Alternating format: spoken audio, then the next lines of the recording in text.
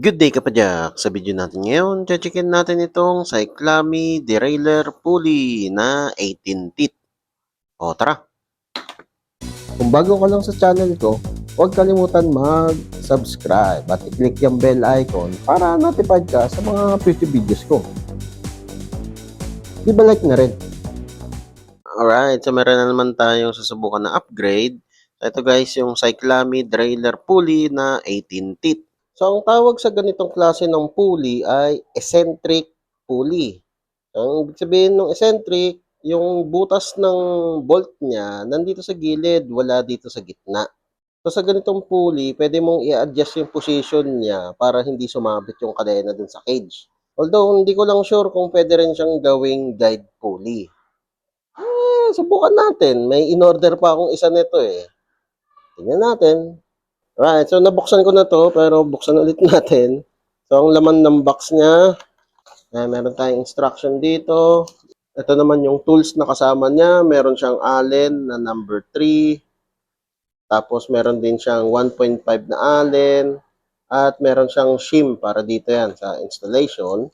Alright, so ito yung pulley. At masasabi ko agad sa inyo guys, napaka-smooth. Sobrang smooth, sobrang tulin ng ikot niya. Ito, spin test natin.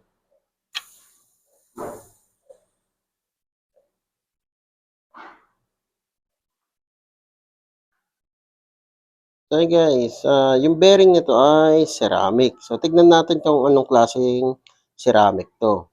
So gagamit tayo ng 1.5 Allen. So ingat lang sa paghigpit nito sa kapag luwag dahil napakaliit ng butas. So ang technique dito, ipasok mo lang yung Allen tapos make sure na talagang nakapasok siya, nakasuksok. Kasi kapag medyo halfway lang o medyo nakadampi lang yung Allen, pwede mong mabilog yung bolt.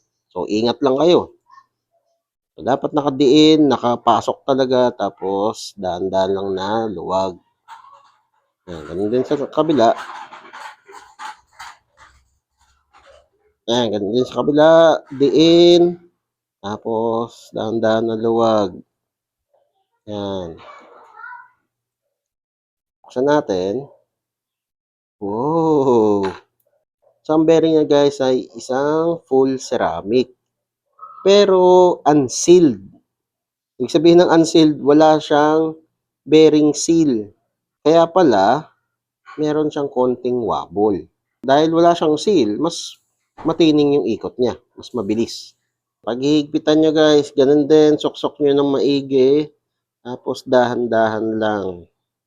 So bago nyo i-install o ikabit yung pang-upgrade nyo na pulley, maglinis muna kayo ng drivetrain o ng RD. Kahit punas lang, matanggal lang yung dumi. Kasi mababaliwala lang yung performance nito. Yung dami-dami yung nakikita sa TikTok, sa Facebook, mga video, nagde-demo na paano maglagay ng pulley. Tapos napakadumi ng RD, napakadumi ng kadena, nangingitim na yung kamay. Nakanang toko, nag-upgrade ka pa. Pag malinis drivetrain mo, mas smooth yan. Kaya wag mo nang lokohin sarili mo, sasabihin mong smooth tapos ang dumi-dumi ng drivetrain mo. Anyway, so hindi ko gagamitin yung kasama niyang bolt kasi masyadong mahaba. Yung gagamitin ko pa rin yung stock na bolt nito. Itong dalawang shim, lagay natin diyan. Saka dito. So, yan, importante to guys yung washer na yan. Kasi yan yung magiging spacer nito para pag nag-compress tong cage, hindi didikit yung cage dito sa part na to. Pasok ko tong bolt.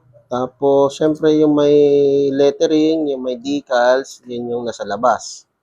And then, higpitan na natin yung bolt. Pero hindi muna masyadong mahigpit. Yung saktong higpit lang. Yan. Kasi, mag-a-adjust ka pa dyan. So, di ba merong katabi tong dalawang maliit na bolt? Kahit ano dun sa dalawang yan, papalit mo tong mas mahabang bolt. Ngayon, yung mahabang bolt na yan, papatong yan dito. Either sa anong butas ng cage. Yun yung tutukod para hindi siya gumalaw. In my case, wala siyang tutukuran. Well, okay lang. So, magre-rely na lang ako sa higpit nito. Or pwede naman akong gumawa ng custom na butas para doon na lang siya nakasuksok para hindi siya talagang gumalaw. Sa pagkabit nitong pulley guys, kahit hindi mo naman natanggalin yung RD, nasa sa'yo yan kung anong diskarte mo. Ito kasi tinanggal ko lang para makita nyo lang kung paano siya ikabit. Okay, so sa mga bibili nito, ito yung technique na nakita ko. Sa pag-install nito, depende talaga sa cage na meron ka. Kung may mga butas, para merong tukuran yung bolt. Since walang tukuran tong pulley, ang gagawin na lang natin, hanapin natin yung natural position niya. So, para magawa yun, kabit mo muna yung kadena. Okay, so yung ngipin nga pala ng pulley nito, all narrow. Yun lang yung parang hindi maganda sa kanya. Sana ginawa na lang nilang narrow wide para maganda yung kapit sa kadena. Anyway, so itong gamit kong kadena ay 12 speed. And then, kung gagamit kayo ng ganitong pulley, make sure na ibalik nyo yung pinutol yung link kasi talagang magdadagdag ka ng chain link dito. So, ikabit na natin sa chain ring, so meron niyang tension.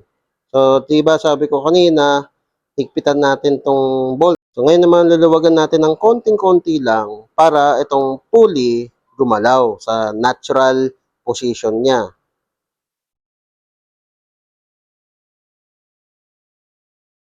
Hopya, yun. So, base dito sa tension ng kadena ko, dahil medyo maiksi talaga yung pagkakaputol ko dito, sakto lang, sa 36 teeth, saka 46 teeth, hinila ng tension yung pulley, papasok. Saka maganda rin dahil itong kadena nandito pa rin sa loob ng cage. So, hindi siya malalaglag. So, ang pakaramdam niya guys, sobrang smooth. Sobrang lambot kahit nandito sa 11 teeth. Yan. So, pag snip natin, wala naman magbabago sa shifting performance niyan. Ang magbabago lang talaga dyan, yung smoothness. Dahil pag nag-OSP ka, malilesen yung bend ng kadena o yung pag-arco niya. Sa maliit kasi na pulley, mas malaki yung bend niya, di ba? So, merong resistance doon.